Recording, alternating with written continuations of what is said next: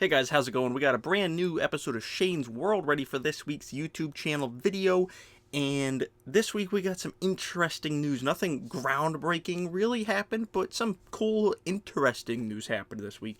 Make sure you hit that like button, make sure you hit the subscribe button, and the notification bell so you get notified anytime I post new videos. We got Shane's World every Saturday. Welcome to Dairy Videos every Monday. We might get a smattering of stuff, especially in the short section from time to time as well, so make sure you hit the subscribe button for all of that. Now let's jump into this week's news. The first story is that Godzilla Minus One is officially getting a sequel, and it is aiming for a December 2026 release date, which is interesting. Godzilla going head-to-head with the Avengers, and this one has a title officially. It is gonna be called Godzilla Minus Zero, which means we went from -1 to -0. If we get a third one, is it called +1? I don't know. I don't know where you go from -0. I'm excited for this. I didn't like Godzilla Minus One as much as everyone else did. Not quite as much. I thought it was good. I just didn't really like the main character that much, but I thought like the kaiju action was really cool, so I'm very curious to see what kind of new monsters or new beasts they bring into this one as well. I apologize for whatever's going on with my lighting. Every time I move, it like changes, like it gets kind of white, so sorry about that for those of you that are watching. But yeah, this news is exciting. I can't wait to see what they do, and I hope this director gets to make more non-Godzilla stuff. I know he was talking to Lucasfilm about a possible Star Wars film. That'd be heavily interesting, but I am looking forward to this one, even though I didn't love the first one as much as everyone else seemed to. The second story, speaking of returning franchises, this one has been rumored for a while, but we got some confirmation on it, and that is that the Mummy franchise, no, not the one with Tom Cruise, the one with Brenden, Fraser, and Rachel Weisz, that one is returning. We are going to get a Mummy 4, and Brenden Fraser's coming back, of course. Rachel Weisz is coming back. No word on if Dwayne Johnson might show up as the Scorpion King, but if this one was successful, I could definitely see him somehow getting re-involved in this, because he needs box office hit at this point right now, because Smashing Machine kind of ate it, which is disappointing because I like that movie. But nonetheless, we are getting this movie, and what really excites me is Radio Silence, the team behind Ready or Not, Abigail, The Scream 5 and 6. I said The Scream like an old grandma with her programs. But Radio Silence is coming in to direct this one, which that makes me more excited than anything. Because I like these Mummy films, but I was always more of a fan of the old 1940s, like, classic Universal Monsters take on the character. But I do like this kind of Indiana Jones type style of adventure. They kind of tried to do something similar with Tom Cruise, but it just didn't work. They tried mushing too much in there, and it was weird. But this is exciting. Brenden Fraser has been on a roll with The Whale. He was in something else, and now he's got Rental Family coming out that looks really good, and Rachel Weisz is always great. You know, she's kind of stuck around. She's never really went away like he did there for a while, but this is exciting news. I'm curious to see what kind of, because they had a kid in those films, so I'm curious what younger actor might possibly take up that role. You could see like a Mason Thames maybe doing it. He's kind of popular right now, so you could see someone like him. Maybe like a Finn Wolfhard or something jumps in there. We'll have to wait and see, but Radio Silence's next film, Ready or Not 2, and then we're going to get The Mummy 4 or whatever they end up calling it down the line, so that is rather exciting. Another sequel coming down the pike from a long gestating franchise is Gremlins. We are officially getting a Gremlins 3. There's been rumblings about this for decades at this point, but we are officially getting it. Chris Columbus is coming back to direct, which is exciting. Steven Spielberg is coming back to produce, which is exciting. And I'm curious, I hope they stick with like practical effects for their Gremlins. They don't make them like computer CGI. Not a good feeling for me. And I'm curious to see how they do it. What kind of new actors get involved? How are they going to tell this story to a new audience? How are they going to get old audiences back in the theater to see it? Is it going to be a hit? Do we get more Gremlins? I'm curious to see. Gremlins has kind of popped back up into pop culture in the last decade or so with, NECA figures being very popular, their Funkos being very popular, the original 2 films being very popular. There's an animated series on HBO Max that does fairly well that I have not watched, but I want to. So yeah, I think Gremlins, if they keep the budget down, I think we could have a solid movie on our hands. And Chris Columbus just did The Thursday Murder Club over on Netflix. If you haven't checked that out, please do, because I actually thought it was a pretty entertaining film. Nothing like Gremlins, but a pretty entertaining film nonetheless. So Gremlins 3, are you excited? I'm actually pretty excited. I'm a Chris Columbus fan, I'm a Spielberg fan, and I'm a Gremlins fan, so I'm excited to see what Gizmo and the gang could get up to, 30 some odd years later. I'm very curious to see how it goes down. Now, some not so much fun news is we have some Hollywood controversy to talk about on this week's show, and that's about Stranger Things. Season 5, the final season, is about to drop on Netflix. The first part comes out like the day after Thanksgiving. And we got some drama. Apparently, Millie Bobby Brown reported David Harbour for bullying and harassment. And it's kind of been going back and forth for like the past week about, is it true? Is it all true? Is it somewhat true? What's going on?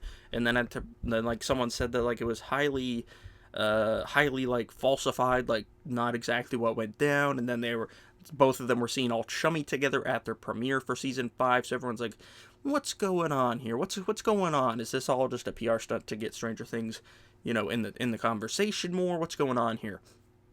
We don't know anything, really. Like, there's reports that them being chummy, it was all about, putting the show before anyone's feelings and all this stuff. Here's kind of what I think. Might have went down. David Harbour, went through a divorce, and it's a rough one with Lily Allen. It's a rough divorce the man's going through, and I'm sure, he didn't always come to set super peachy keen while shooting Stranger Things, and that while that's not totally okay, it happens. Everyone goes to work sometimes in a shitty mood. Everyone does it. A lot of people do it every day. Maybe he was just on a bad day.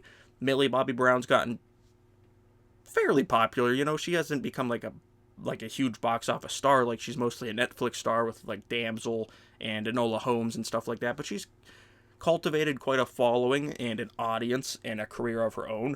So, she's got some stroke probably on the Stranger Things set, and I think maybe they just got into a disagreement, probably argued, words probably got said, and now they've probably made up. They shot that like a year ago, if not longer. So I think they probably did have an argument. I think there probably were maybe some rude things said between the two. Yeah, I think it was probably just an argument that got blown way out of proportion by some of the press, some of the not so reliable sites. You know who I'm talking about. And it was just kind of ran with from there. And then, they're like, all right, well, let's try to do what we can to spin this. So yeah, I don't think, David Harbour's like, I don't think nothing happened. Like, I do think there was probably an argument, probably a fairly decent-sized argument, and they probably both said some things, and, some words were exchanged, and Millie was like, well, I better tell the office about this in case it blows back to bite me in the face.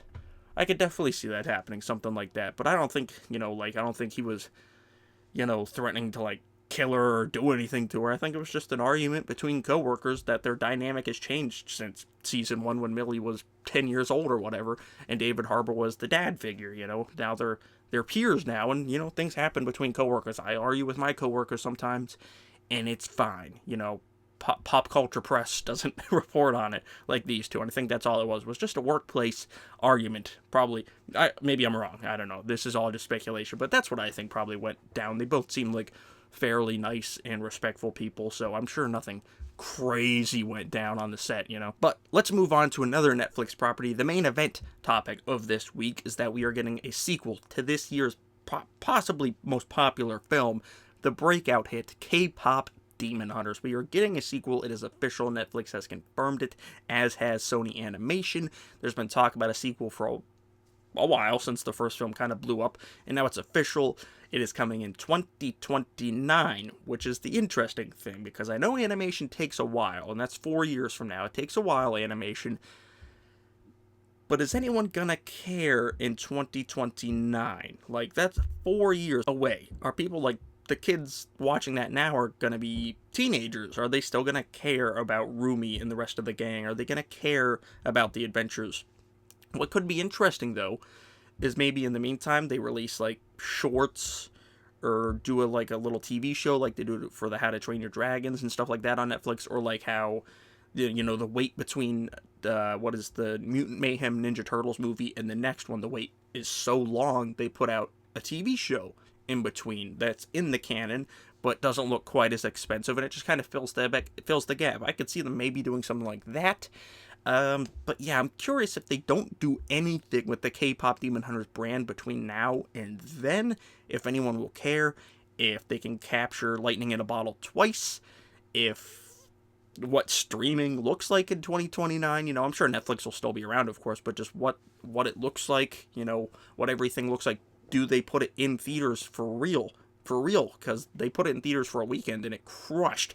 the first one. So I'm curious to see what they're thinking here. And I think it's funny because I think they clearly didn't think K-pop Demon Hunters was going to be a massive hit because they didn't have like any clothing, any toys, any future installments in the franchise. They had nothing ready to go. Like, they were scrambling to announce Funko Pops and action figures and clothing, and now they got the sequel, but it's not coming out for 4 years. So they're clearly starting from scratch, like, right now, and starting to work on it. So it's funny that they clearly weren't expecting much from this movie, and it became probably the most popular film of the year, pop culturally, of course. So that's interesting. What do you think about the 4-year wait for a K-pop Demon Hunters? Do you understand because animation takes a long time, or do you think that's too long and the audience is going to fade away like the Han Moon when the demons arise? Let me know what you think of that and all the other news stories from this week down in the comments below. Like I said, make sure to hit that subscribe button and the notification bell because on Monday we're going to have our Welcome to Dairy episode 3 review, which I cannot wait to watch. It feels like it's been forever since there was a new episode,